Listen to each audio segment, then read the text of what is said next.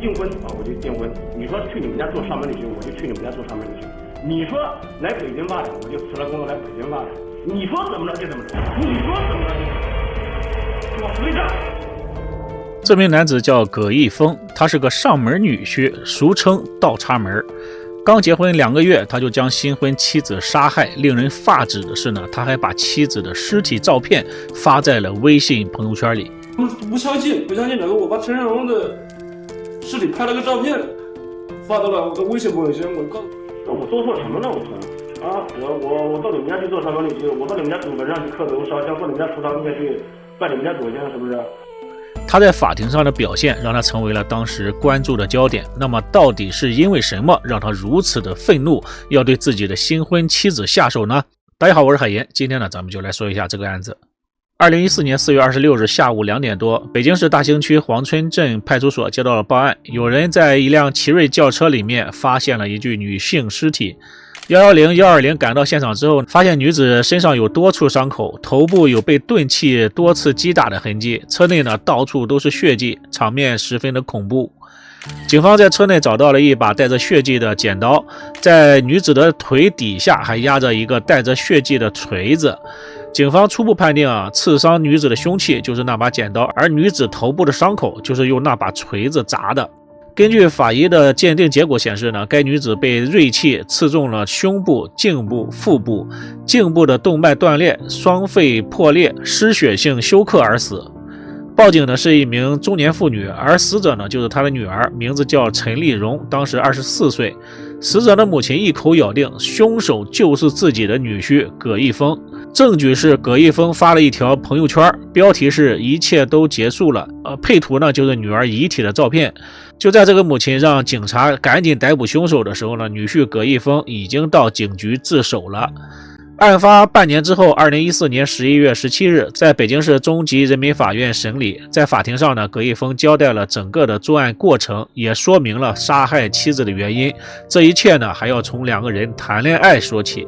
葛一峰1990年出生，安徽东至县人，案发时呢24岁，父亲常年在外打工，母亲在家务农，家庭条件不好。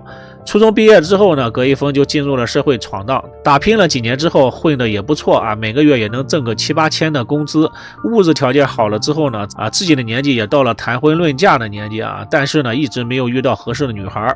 2012年，葛一峰认识了女孩陈丽蓉陈丽蓉和葛一峰的年纪是一样大的，长相漂亮，性格开朗，各个方面都很好就有一个问题，那就是陈丽蓉当时有男朋友，但是呢，葛一峰他不知道。他对于这个女孩是一见钟情开始了疯狂的追求。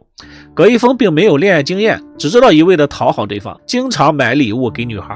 陈丽蓉对于葛一峰的追求没有同意，但是呢也没有拒绝。简单的说呢，葛一峰就是一个备胎，他们之间的感情可以说刚开始就是不平等的。过了一段时间之后，陈丽蓉和之前的男友分手了，葛一峰备胎转正，2个人确立了恋人的关系。经过了重重的考验，终于2个人打算结婚了。这时女方提出了一个让葛一峰为难的要求。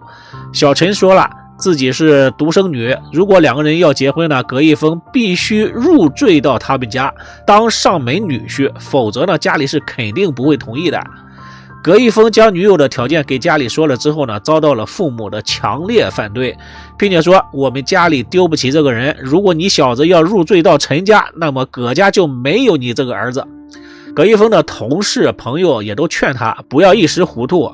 葛一峰这时候已经被爱情冲昏了头脑，为了爱情力排众议，和父母决裂，决定要倒插门做上门女婿可以说葛一峰把这个上门女婿想得太简单了。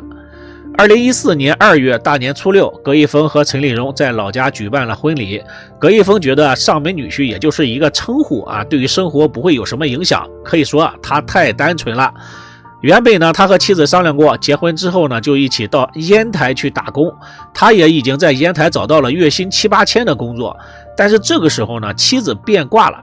妻子的母亲在北京打工，所以妻子说我们不去烟台了，要去北京工作。这一下呢，打乱了葛一峰的原本的计划，2个人吵了一架。妻子陈丽蓉态度坚决，我就是要到北京去和父母在一起，你既然是上门女婿，必须得听我的。葛一峰再次妥协，最终呢，他和妻子一起去了北京，并且呢和岳父岳母住在一起。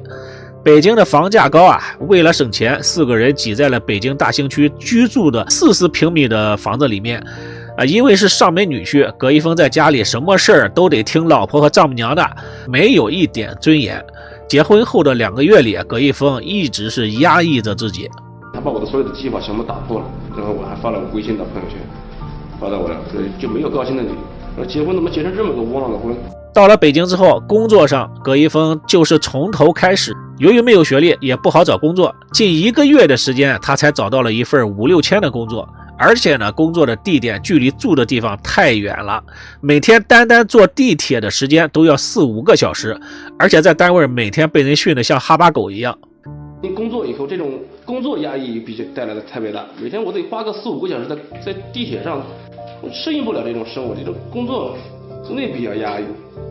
而且我赚的钱，我觉得我在别的城市吧，我1个月赚个7、8千块钱吧，够我花，还有的存。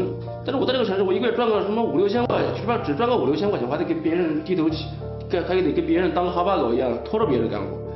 所以我这个钱挣的又麻烦，又不够花。另一边，妻子小陈到了北京之后呢，找到了一份月薪2000的文员工作，工作轻松，经常和闺蜜出入娱乐场所啊，特别是那个闺蜜让葛一峰很是反感，认为是那个闺蜜带坏了自己的妻子。他经常的约我的妻子出去一些娱乐场所啊，或者去一些地方玩了，我对他的印象比较好。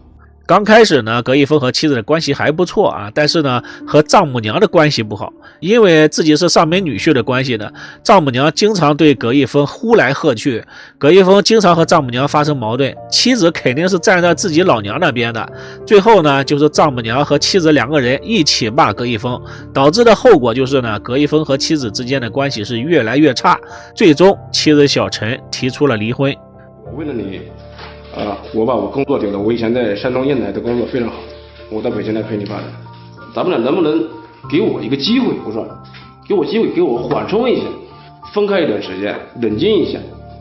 陈世文是这么告诉我的，给你机会，你还有什么机会？我跟你离了婚，我有的是机会。怎么着？我说你什么没教养？我说你文化比我高，你就是这种教养，是谁把你惯出这毛病？北京这个所谓的家已经是容不下葛一峰了。葛一峰呢，给远在安徽的母亲联系，想要逃离这一切。也许母亲还在气头上，母亲说：“当初你不要父母了，非得入赘陈家，那么不要回来了，我们丢不起这个人。”母亲跟我说了，你离了婚以后，你也别回家了，你丢不起这人，我们家丢不起这人。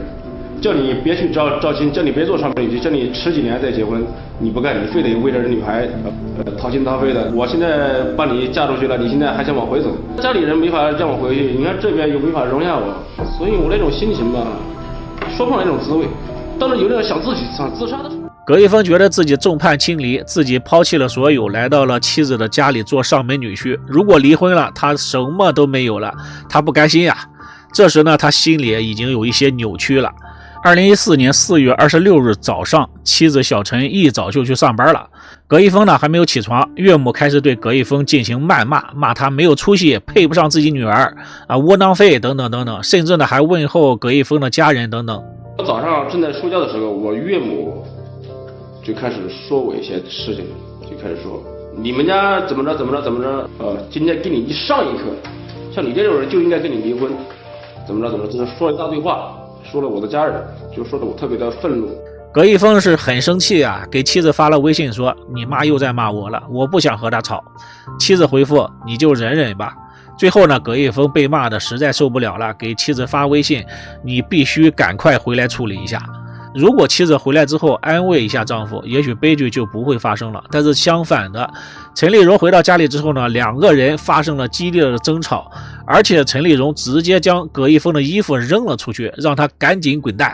葛一峰走出了家门，坐在车里面，他失去了亲人，失去了之前的工作，失去了朋友，现在又失去了家庭。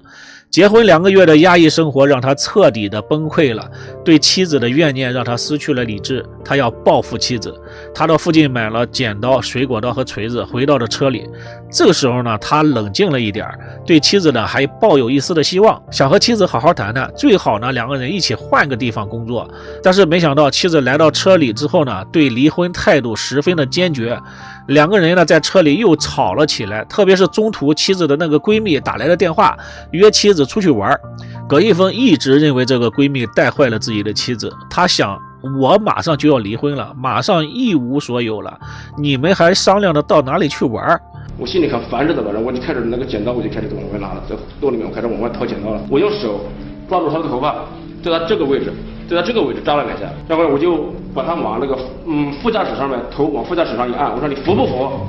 你刚才跟我来什么狠的？你服不服？我就告诉他，他说你不服，你是不是跟我来点狠的？他这么说。听到妻子的话之后呢，葛一峰彻底的失去了理智了，猛刺妻子了几下之后，他又拿起了锤子对着妻子的头部猛砸，将妻子活活给打死了。作案后呢，葛一峰没有马上离开，而是将事情告诉了妻子的叔叔和自己的哥哥，但是两个人不相信，并且还劝他不要做傻事。葛一峰干脆给死去的妻子拍照，并且呢发到了朋友圈里，然后打车到警局自首，并且要求警方当场击毙他。要说明的是呢，以上都是葛一峰交代的死者的家属的说法是不一样的。死者家属说了，葛一峰不思进取，每天游手好闲，还喜欢玩牌赌博。说实话，我只是最乖的了，最乖巧的了。可能刚才他说的这个有些细节，可能夫妻俩吵嘴呀，没这好事，没有矛盾，他就跟我真的没有什么私心。我哥对他特别好，也不干活，天天做牌，他没活干呢，赌博要钱，家里呢。老婆在这打工呢，也就2000多块钱一个月。对于双方的说法呢，他们都是站在自己的利益上，把对方贬的是一无是处对于家务事呢，咱们就不说了。但是葛一峰杀害妻子，这是事实。他的岳母看到女儿被害，受到了巨大的刺激，中风下肢瘫痪。2014年12月3日，北京第2中院对此案进行了审理，受害者父亲提出了106万余元的赔偿，并且呢要求判处被告人死刑，立即执行。不同意调解是吧？杀人偿命。法院认为葛一峰构成故意杀人罪，但是呢，鉴于他有自首情节，最终呢判葛一峰死刑，缓期2年执行。2017年11月28日，二审开始了。法院认为，受害者和凶手以及双方的家属都存在有一定的过错，葛一峰从死缓改判为无期徒刑。希望社会和谐这个社会和谐，不要有那么多的伤害，那么多的纠纷，这样就不会有那么多的矛盾。